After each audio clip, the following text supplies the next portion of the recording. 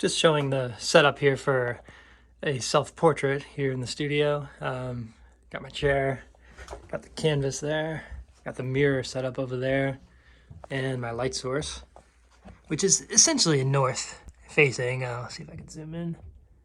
Yeah, you see the sky. There is a building over there, but pretty much it's open sky on the setup. And this is day one. Just got the canvas here, and basically that's what I'm going to be wearing, all black.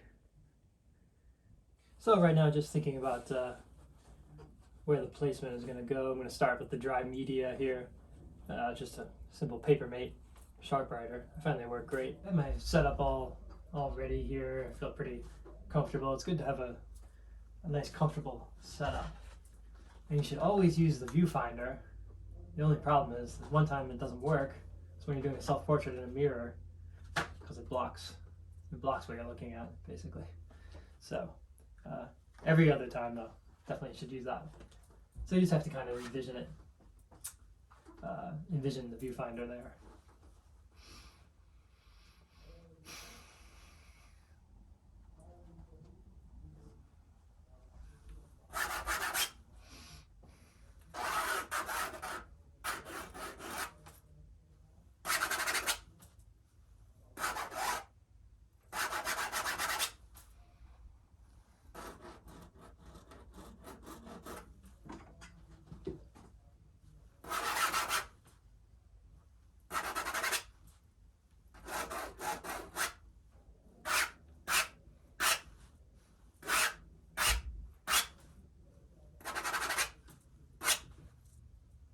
Yeah, so basically this is what, the pencil ends up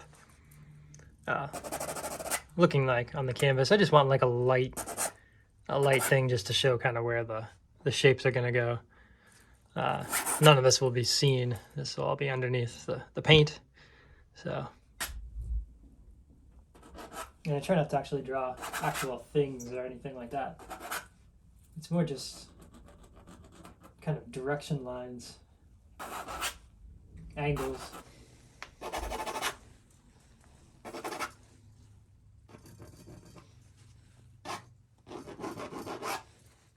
Also, I was going to mention I'm using this really coarse canvas. Actually, I mean, it's not that coarse compared to other ones, but it's fairly coarse.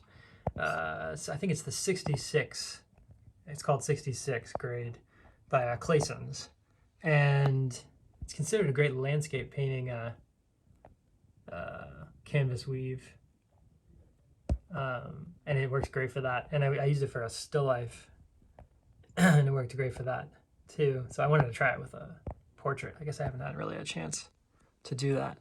It's hard to set up two cameras, to show like the actual what's over here in the mirror and what I'm working on. But basically, it's good to be aware of what your sharpest edges are. That's something to take note of. So if we see if I could do this, where the shoulder is, right in through here.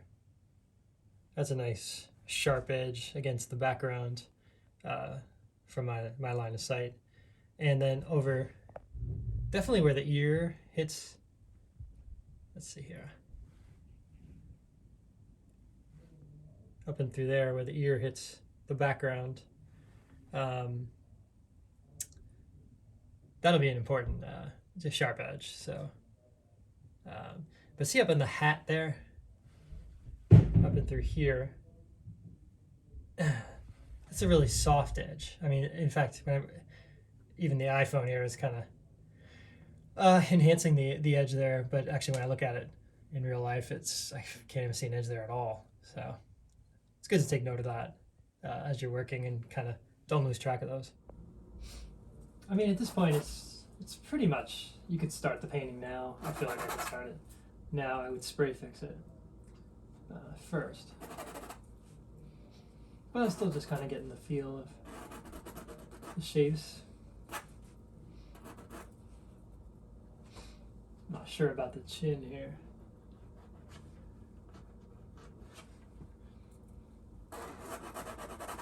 I mean, obviously my light source is coming this direction. It's pretty strong. So the more I'm looking at this, I'm seeing more like coarse shadows, shadow lines.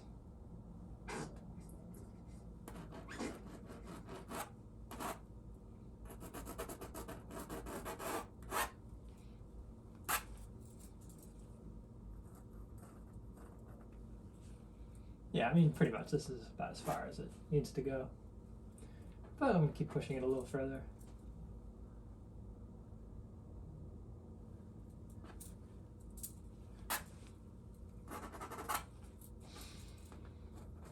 I mean, the thing about drawing it in pencil, it's the most definitely the most controversial thing that there is in representational painting.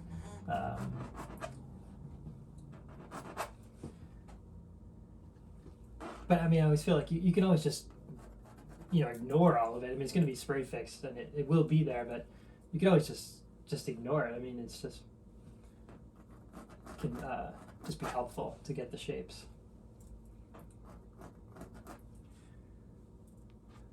But when I first started oil painting, just when I first got an oil painting set, that just seemed like the intuitive way to start, was just to kind of like draw it out, because that was what I was comfortable doing, not knowing how to paint. And then when I started taking painting classes, no one did this. So I got more in the habit of just starting with the brush. But then I just felt kind of like I was kind of annoyed that I wasn't allowed to do what was naturally intuitive, was to kind of sketch it out a little bit. And you could even just do like a couple of lines, Obviously you can skip this step altogether.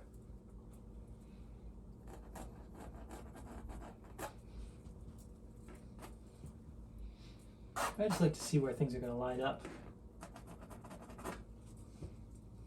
The thing I find really helpful is to look for as many, kind of invent as many shapes as you can within the composition.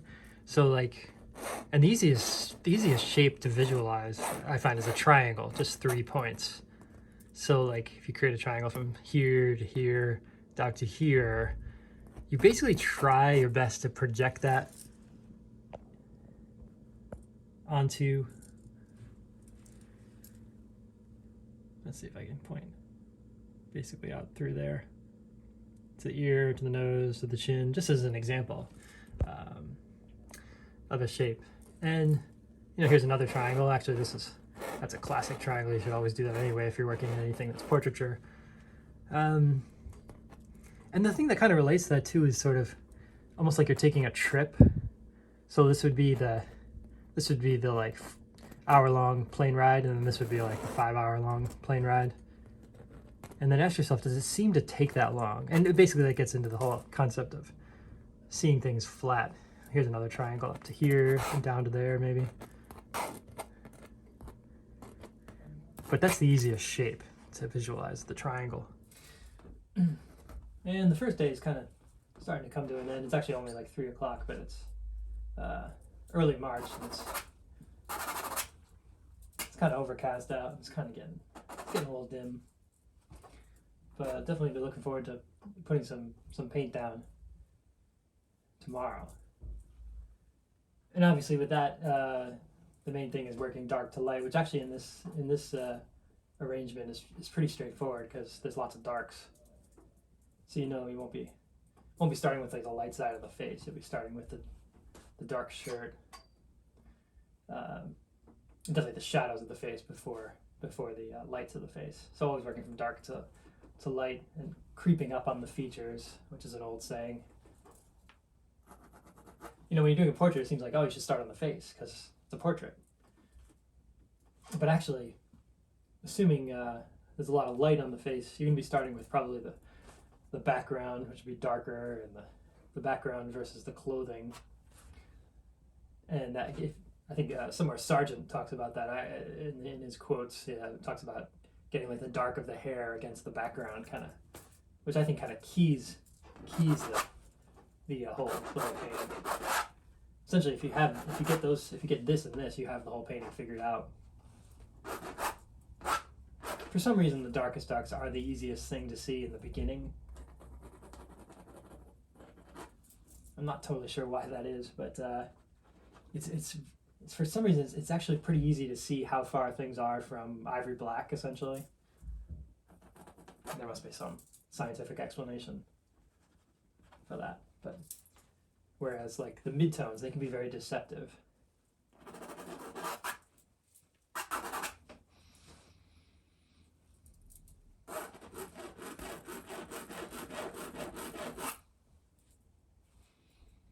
I have a collar here.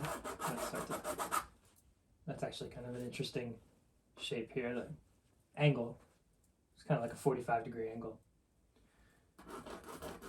But I want to see how that kind of connects to the chin when I look up there. I think I want to be a little higher, about here. The question is, like, with the collar, like, where is this point?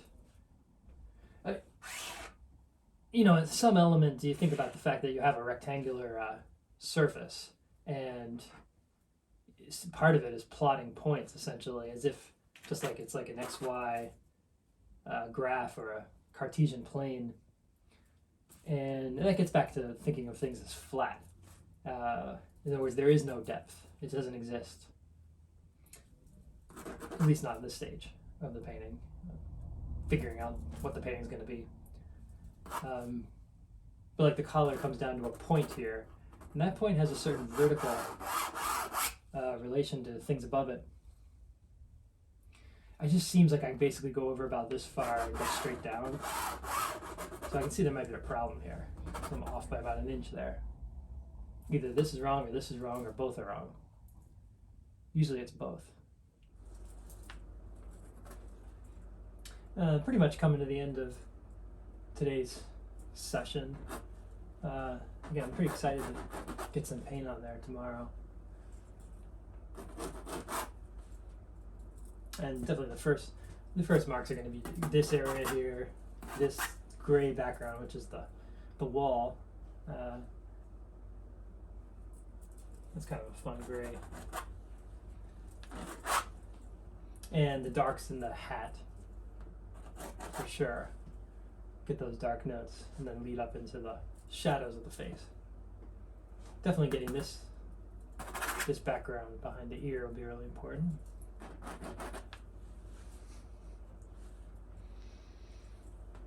Kind of have the collar figured out now. Basically where this point is, I want to miss the eye.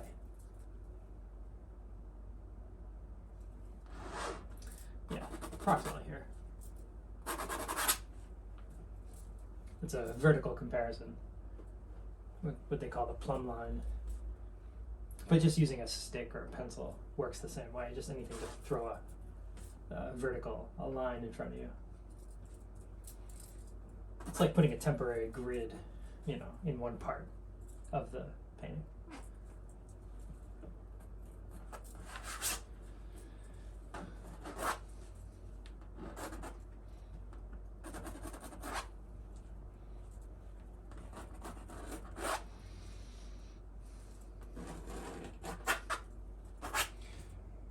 It's sort of like when you're working, you sort of just keep asking questions, essentially. I mean, I see this cast shadow here of the brim of the hat, and it's like you kind of guess at it, then you correct it.